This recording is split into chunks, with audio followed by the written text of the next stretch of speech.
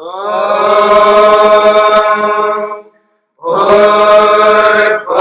स्वः तत्सवितुर्वरेण्यं भर्गो देवस्य धीमहि धियो यो नः प्रचोदयात्।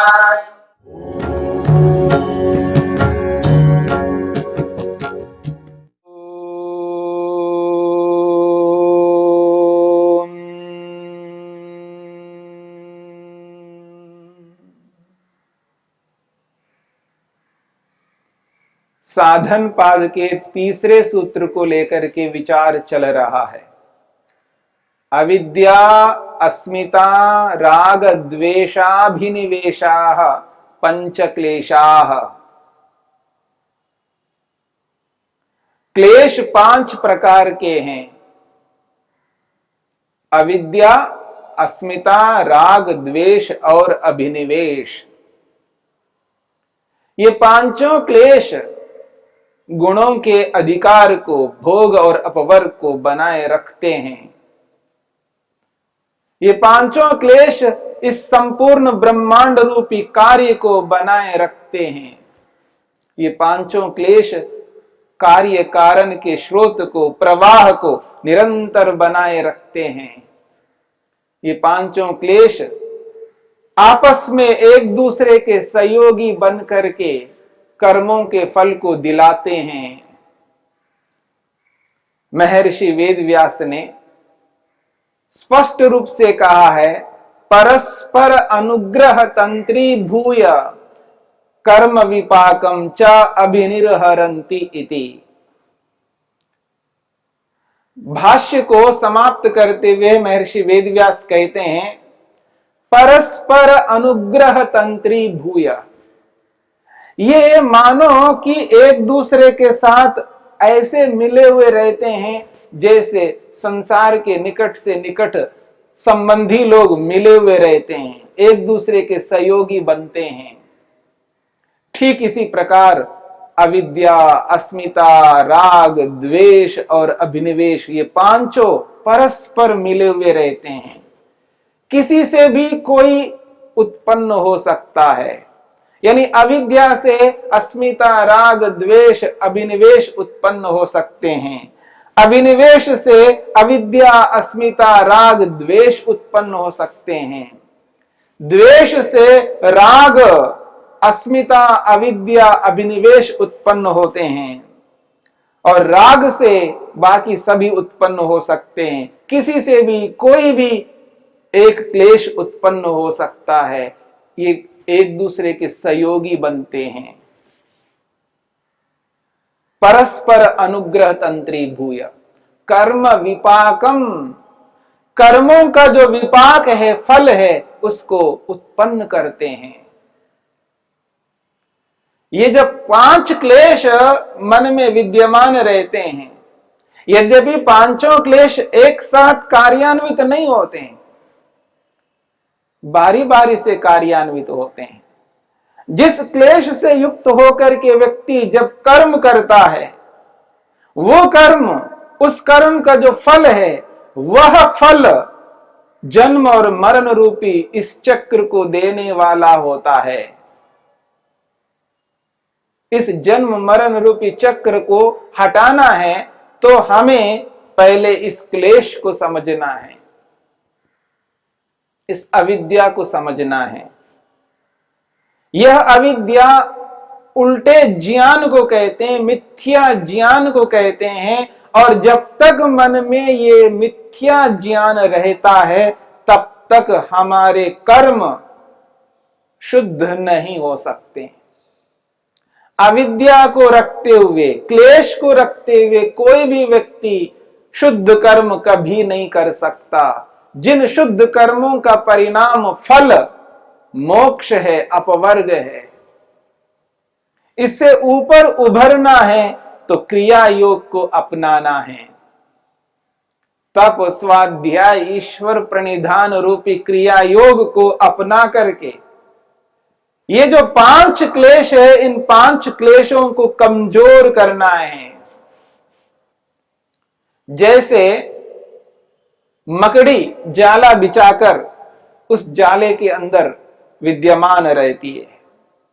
जब कोई कीड़ा मकोड़ा किसी कारण से उस जाले में फंस जाए और वो मकड़ी उसके थोड़ा पास जाकर के लंबे लंबे पांवों से वो डंक मार मार करके उनको कमजोर कर देती है। कभी आप देख लेना, जहां ये जाले होते हैं मकड़ी के, और लंबा चौड़ा जाल बिछा करके एक कोने में वो छिप करके मानो रहती है, और जैसे ही कोई कीड़ा मकोड़ा उसमें फंस जाए और उसके निकट जाकर के लंबे लंबे पांव से उसको मार मार के इतना कमजोर कर देती है वो सिर उठाने के काबिल नहीं होते हैं, तब जाकर के उसके खून चूस लेती है। ठीक इसी प्रकार से जब व्यक्ति तप स्वाध्याय और ईश्वर प्रणिधान को अपना लेता है और ये क्रिया योग पांचों क्लेशों को उसी प्रकार से दबा दबा कर उनको कमजोर कर देते हैं। अविद्या अस्मिता राग द्वेष अभिनिवेश को कमजोर करना, उनको हीन वीर्य करना, उनको सिर उठाने के काबिल नहीं होने देना, उनको दबाए रखना, उसके लिए ये क्रिया योग है। ये ऐसा शस्त्र है, ऐसा तीर है, ऐसा आयुध है जिसके माध्यम से वो कमजोर हो जाते हैं। फिर वो राग, फिर वो द्वेष, फिर वो अभिनिवेश, फिर वो अस्मिता उभर करके नहीं आ सकते। इनको दबाने के लिए क्रिया योग को अपनाना होता है, इनको दबाए रखना होता है। व्यवहार काल में राग उत्पन्न ना हो, व्यवहार काल में द्वेष उत्पन्न ना हो, व्यवहार काल में अस्मिता से ग्रस्त ना हो, व्यवहार काल में किसी भी प्रकार का कोई भय डर उत्पन्न ना हो, उसके लिए क्रिया योग को अपनाना होगा। जब व्यक्ति ईश्वर प्रणिधान से युक्त रहता है, जब व्यक्ति को यह एहसास होता है ईश्वर सर्वव्यापक है, ऐसा कोई स्थान नहीं है जहां परमात्मा ना हो, सर्वत्र ठसाठस भरे हुए हैं। मैं ईश्वर से छुप करके कोई भी क्रिया कर्म नहीं कर सकता, न मन से ऐसी क्रिया कर सकता हूं, न वाणी से, न शरीर से, जिसको ईश्वर न देख रहा हो, नहीं सुन रहा हो, नहीं जान रहा हो। ईश्वर के सर्वत्र विद्यमान होने के कारण से, उसकी सर्वज्ञता के कारण से, उसके न्यायकारी के होने के कारण से हम उससे बच नहीं सकते। ईश्वर की सर्वज्ञता, ईश्वर की सर्वशक्तिमत्ता, ईश्वर की न्यायकारिता, ईश्वर की व्यापकता हमें नहीं छोड़ सकती। जब व्यक्ति को ईश्वर प्रणिधान के माध्यम से ये बोध रहता है, एहसास रहता है, और स्वाध्याय के माध्यम से ईश्वर को यथार्थ रूप में, ईश्वर के गुण कर्म स्वभावों को अधिकाधिक जानने लगता है व्यक्ति, उस दृष्टि से जब व्यक्ति स्वाध्याय को अपना करके, ईश्वर प्रणिधान को अपना करके, और हानि लाभ, सर्दी गर्मी, भूख प्यास रूपी विविध प्रकार के द्वंद्वों को सहन करता जाता है, उस स्थिति में जाकर के ये क्लेश कमजोर होने लगते हैं। जैसे जैसे क्लेश कमजोर होते जाते हैं, वैसे वैसे व्यक्ति का विवेक बढ़ता जाता है, और जैसा जैसा विवेक बढ़ता जाता है, वैसा वैसा ये क्रिया योग और अधिक उन्नत होने लगता है। क्रिया योग के माध्यम से ही हम इन क्लेशों को कमजोर कर सकते हैं। जिस प्रकार से मकड़ी जाले में फंसे हुए किसी कीड़े मकोड़े को कमजोर करती है, ठीक उसी प्रकार से क्रिया योग के माध्यम से इन क्लेशों को कमजोर करना है। जब तक ये क्लेश कमजोर नहीं होंगे, तब तक ये जो प्रक्रिया है, गुणों का अधिकार बना रहना, परिणाम को बनाए रखना, कार्य कारण स्रोत को बना के रखना, ये निरंतर चलता रहेगा। इसलिए महर्षि वेदव्यास ने यहां पर स्पष्ट किया है कि ये ऐसे परस्पर संगठित रहते हैं जैसे किसी घर के सदस्य संगठित होकर के घर में विद्यमान होते हैं, एक दूसरे के सहयोगी बनते हैं। ठीक इसी प्रकार ये पांचों क्लेश एक दूसरे के सहयोगी बन करके रहते हैं, एक के होने पर बाकी होते हैं। ऐसा नहीं होता है राग है तो द्वेष नहीं होता है, द्वेष है तो राग नहीं होता है, राग है तो अभिनिवेश नहीं हो, ऐसा नहीं हो सकता। अभिनिवेश है तो अस्मिता नहीं है, ऐसा नहीं हो सकता। एक के होने पर बाकी चारों होंगे। हाँ, एक समय एक होगा। राग के काल में द्वेष नहीं होगा, द्वेष के काल में राग नहीं होगा, यह तो ठीक है। पर ये एक दूसरे के सहयोगी बन करके बारी बारी से प्रवृत्त होते रहते हैं। राग द्वेष को प्रवृत्त करने लगता है और द्वेष राग को प्रवृत्त करने लगता है। राग अभिनिवेश को प्रवृत्त करने लगता है और अभिनिवेश अस्मिता को प्रवृत्त करने लगता है। ऐसे एक दूसरे के साथ मिल करके ये रहते हैं, ये संगठित होकर के रहते हैं। ऐसे इन क्लेशों को कमजोर करना है तो क्रिया योग को अपनाना होगा। इसलिए महर्षि पतंजलि ने उन ऐसे लोगों के लिए ये साधन पाद का वर्णन किया है, उपदेश किया है, जो अपने मन को एकाग्र करने का लक्ष्य नहीं बनाया है, जिन्होंने अपने लक्ष्य को ऊंचा नहीं बनाया है। ऐसे उन सर्वसाधारण लोगों को ध्यान में रख करके इस क्रिया योग का कथन किया है। कौन व्यक्ति कर्म करता हुआ तप नहीं करता हो, पर ऐसा तप करो जो योग को स्वीकार्य है। उस ऐसे उद्देश्य को सामने रख करके तप करो जिससे व्यक्ति का प्रयोजन पूर्ण हो सके। इसलिए इन क्लेशों को नष्ट करना है, समाप्त करना है, तो प्रारंभ क्रिया योग से करना होगा। क्रिया योग ही इन क्लेशों को कमजोर करने में सक्षम है। तप, स्वाध्याय, ईश्वर प्रणिधान मकड़ी के समान इन क्लेशों को मार मार करके ऐसे कमजोर बना देंगे जो कार्यान्वित होने में ये सक्षम नहीं रह पाएंगे। यानी राग के होते हुए भी, द्वेष के होते हुए भी, अभिनिवेश के होते हुए भी, अस्मिता के होते हुए भी वो वैसा कर्म नहीं कर पाएगा, क्योंकि वो इतने कमजोर हो जाते हैं जिसके कारण से व्यक्ति वैसा कर्म नहीं करता। उदाहरण के लिए, जब बड़ा अधिकारी व्यक्ति के सामने है, एक बड़े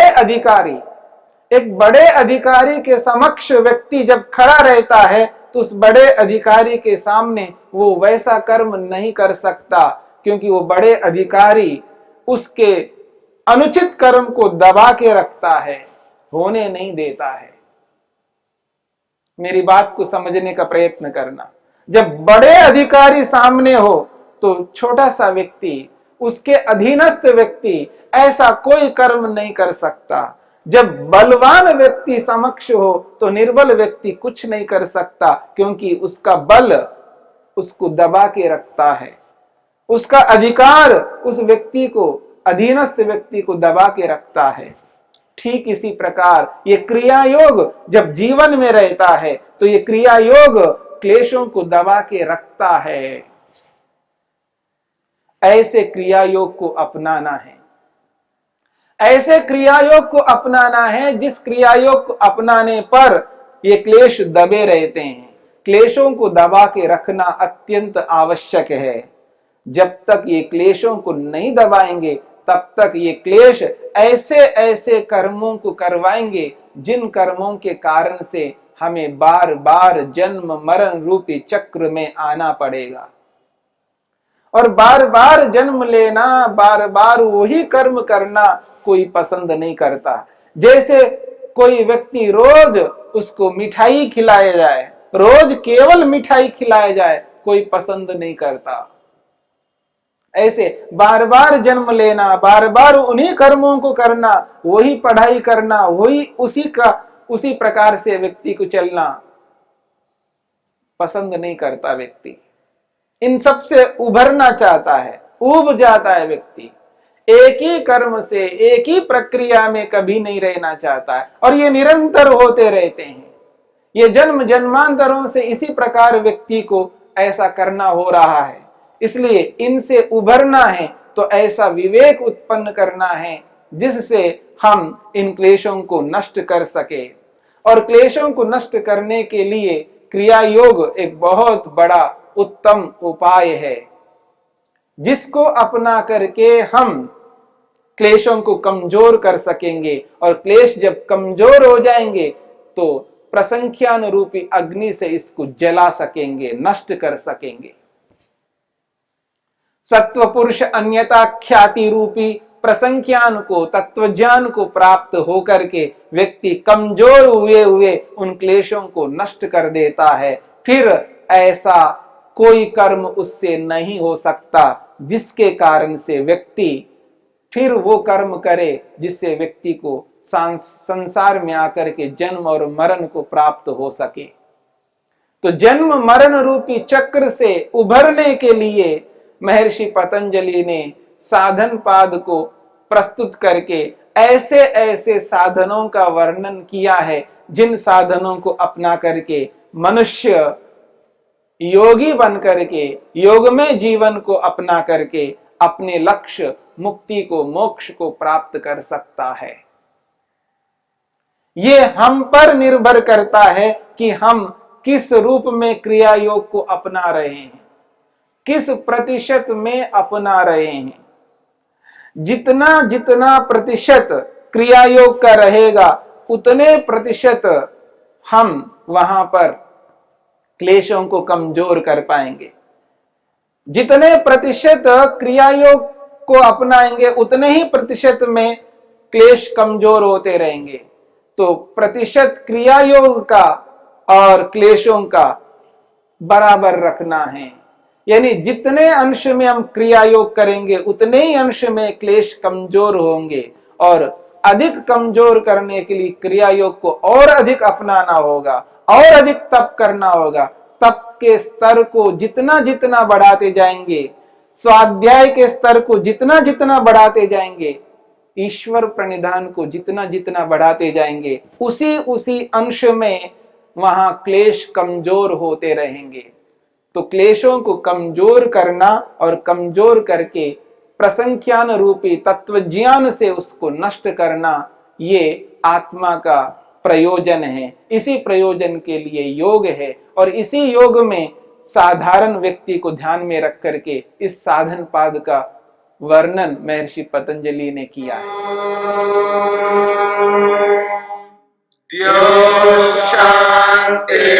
शांतिरंतरिक्षं शांति पृथिवी शांतिरापः शांतिरोषधयः शांतिः वनस्पतयः शांतिर्विश्वे देवाः शांतिर्ब्रह्म शांति सर्वं शांति शांतिरेव शांति क्षमा शांतिरेधि।